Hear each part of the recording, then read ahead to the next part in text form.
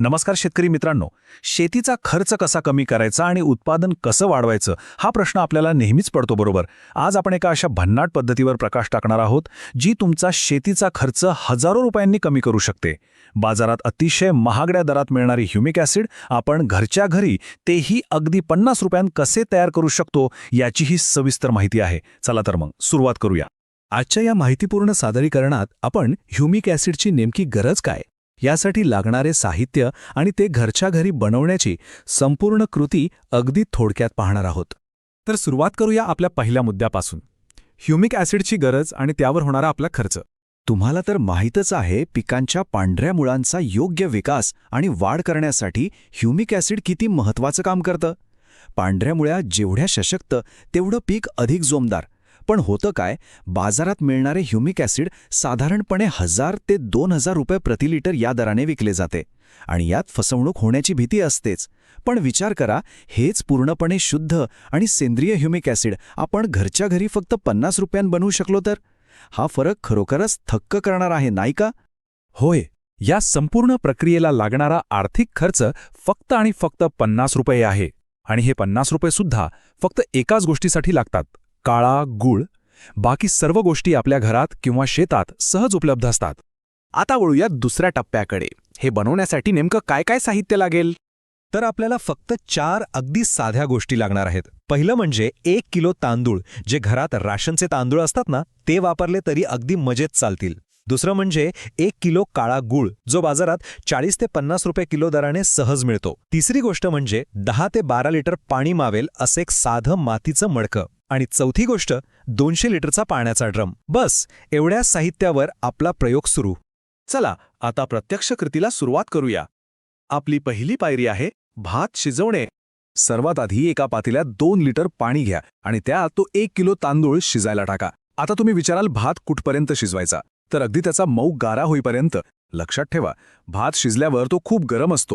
त्यामुळे दुसरी अतिशय महत्त्वाची स्टेप म्हणजे हा भात एका टोपल्यात काढून झाडाच्या सावलीत किमान 1 तास पूर्णपणे थंड होऊ द्यायचा.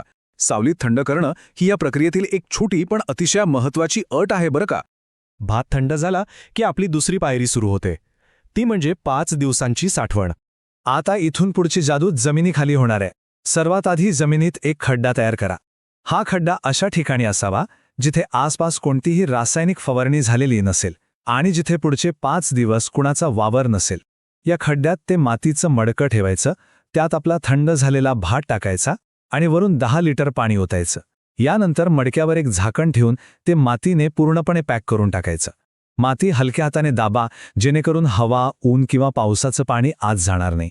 हे मडकं 5 दिवसांसाठी असंच जमिनीखाली ठेवायचं आहे. याच टप्प्यात खऱ्या अर्थाने उपयुक्त जीवाणूंची निर्मिती होते.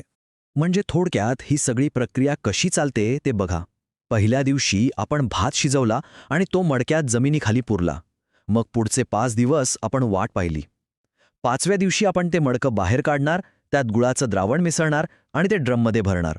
आणि बरोबर 6व्या दिवशी हे शक्तिशाली द्रावण तुमच्या पिकांना देण्यासाठी पूर्णपणे तयार असणार. आता आपण आलोय 5व्या दिवसावर, म्हणजेच तिसरी पायरी, गुळाचं द्रावण तयार करणे. 5व्या दिवशी जेव्हा आपण ते मडकं जमिनीतून बाहेर काढतो ना, तेव्हा आत खरोखरच एक चमत्कार झालेला असतो. मडक्याच्या आत मोठ्या प्रमाणावर फायदेशीर बॅक्टेरिया तयार झालेले तुम्हाला दिसतील.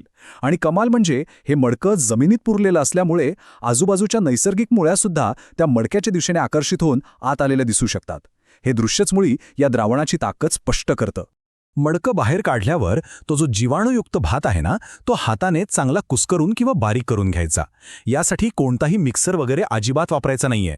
मग हे बारीक केलेलं मिश्रण 200 लिटर पाण्याने भरलेल्या ड्रममध्ये टाका. आता यात आपण 1 किलो काळा गूळ मिसळणार आहोत. हा गूळ आदल्या रात्रीच पाण्यात भिजत ठेवायचा, म्हणजे त्याचं छान पाणी झालेलं असतं. आता हे सगळं एकत्र करा. ड्रमवर एक सुती कापड बांधा आणि त्याला कोणताही धक्का न लावता पुढचे 24 तास असंच स्थिर ठेवून द्या. आणि आता आपला शेवटचा आणि सर्वात महत्त्वाचा टप्पा, याचा पिकांसाठी वापर कसा करायचा आणि फायदे काय मिळतील? तर हे तयार झालेलं 200 लिटर द्रावण तुम्ही थेट पंपाद्वारे पिकांना देऊ शकता. हवं तर फवारणी करा, पण माझा सल्ला मानाल तर सर्वात उत्तम रिझल्ट्स ड्रिंचिंग केल्याने मिळतात. म्हणजेच हे द्रावण थेट पिकांच्या मुळाशी सोडणं. याने होतं काय, तर पिकांच्या पांढऱ्या मुळांची अक्षरशः प्रचंड वेगाने वाढ होते. तुमची फळबाग असू दे, भाजीपाला असू दे किंवा आणखी कोणतंही पीक, या सर्वांसाठी हे घरगुती सेंद्रिय ह्युमिक ॲसिड एखाद्या वरदानासारखंच काम करतं. हे सगळं सांगण्यामागचा आमचा उद्देश काय?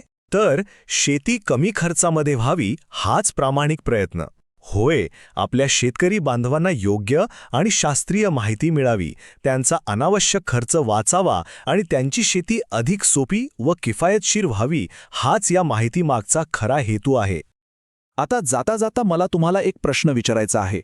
जर आपण केवळ 50 रुपयांत इतकं प्रभावी ह्युमिक ॲसिड घरच्या घरी बनवू शकतो, तर बाजारात मिळणाऱ्या आणखी कोणकोणत्या महागड्या रासायनिक खतांना आपण अशाच साध्या जैविक आणि घरगुती उपायांनी पर्याय देऊ शकू? जरा विचार करा आणि सेंद्रिय शेतीकडे तुमचं एक पाऊल नक्की टाका.